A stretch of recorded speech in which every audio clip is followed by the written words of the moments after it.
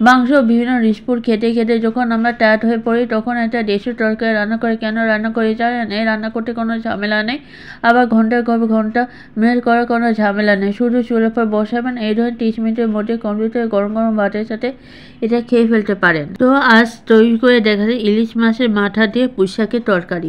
Medium আছে একটা কড়াইতে আমি হাফ কাপ সরিষার তেল দিয়ে দিলাম। তেল গরম হলে আমি 1 কাপ পেঁয়াজ বাটা দিয়ে দিলাম। এরপর একটু নেড়ে চেড়ে পেঁয়াজ বাটাটা ভেজে নিব। পেঁয়াজ বাটা ভাজা হয়ে গেলে এখানে দিয়ে দিব 1 চা চামচ রসুন বাটা, 1 চা চামচ আদা বাটা। এরপর চুলায় মিডিয়াম আছে আদা রসুনের এটা নেড়ে চেড়ে দিব 3-4 মিনিটের মতো, যেন আদা রসুনের কাঁচা গন্ধটা চলে যায়। 3-4 মিনিটের পর দিয়েছে 2 চা চামচ লাল মরিচ গুঁড়া, 2 চা চামচ হলুদ গুঁড়া, 2 চা চামচ ধনে গুঁড়া, 1 কাপ পানি দিয়ে স্বাদ মতো লবণ দিয়ে দিব। এরপর ভালো করে নেড়ে চেড়ে চুলায় মিডিয়াম আছে ঢাকনা দিয়ে ডেকে আরও 10-15 মিনিট মশলাটা কষিয়ে নিব। মাঝে মধ্যে ঢাকনা তুলে মশলাটা নেড়ে চেড়ে দিব যাতে মশলাটা নিচে লেগে না যায়। 10-15 মিনিট পর আমি ঢাকনা তুলে ভালো করে নেড়ে চেড়ে দেবো। এরপর এতে দিয়ে দেবো ইলিশ মাছের মাথা ও লেজ দিয়ে ভালো করে নেড়ে চেড়ে 2 কাপ গরম পানি দিয়ে দিব। এরপর চুলায় মিডিয়াম আছে ঢাকনা দিয়ে ঢেকে আরও 10-15 মিনিট আমি রান্না করে নিব এবং মাঝে মধ্যে ঢাকনা তুলে নেড়ে চেড়ে দিব। 15 মিনিট পর ঢাকনা তুলে নিয়ে আবার ভালো করে নেড়ে চেড়ে এর মধ্যে দিয়ে দিব পুঁইশাকের ডাঁটা। তারপর ভালো করে নেড়ে চেড়ে মিশিয়ে 2 কাপ গরম পানি দিয়ে দিব। এরপর চুলায় মিডিয়াম আছে ঢাকনা দিয়ে ঢেকে 15-20 মিনিট রান্না করব।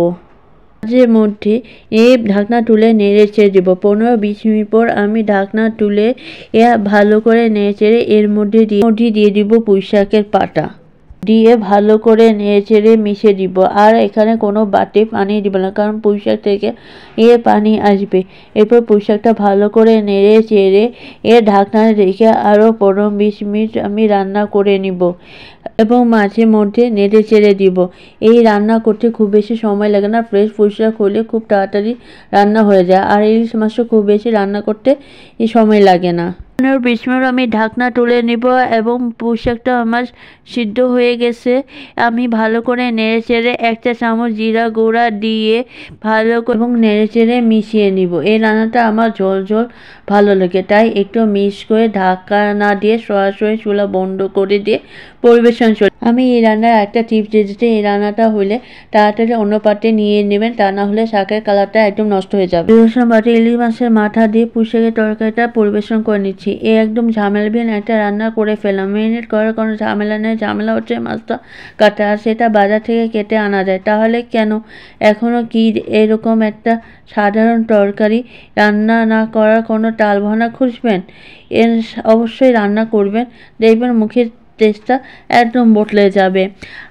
আশা করি আমার ভিডিওটি ভালো লেগেছে। যদি ভিডিওটি ভালো লেগে থাকে তাহলে আমার চ্যানেলটি অবশ্যই সাবস্ক্রাইব করবেন এবং পাশে বেল আইকনকে অবশ্যই ক্লিক করে দেবেন। এতে করে আমি যখন নিউ ভিডিও দিব তখন আপনারা সাথে নোটিফিকেশন পেয়ে যাবেন। ভালো থাকবেন, সুস্থ থাকবেন। আল্লাহ হাফেজ।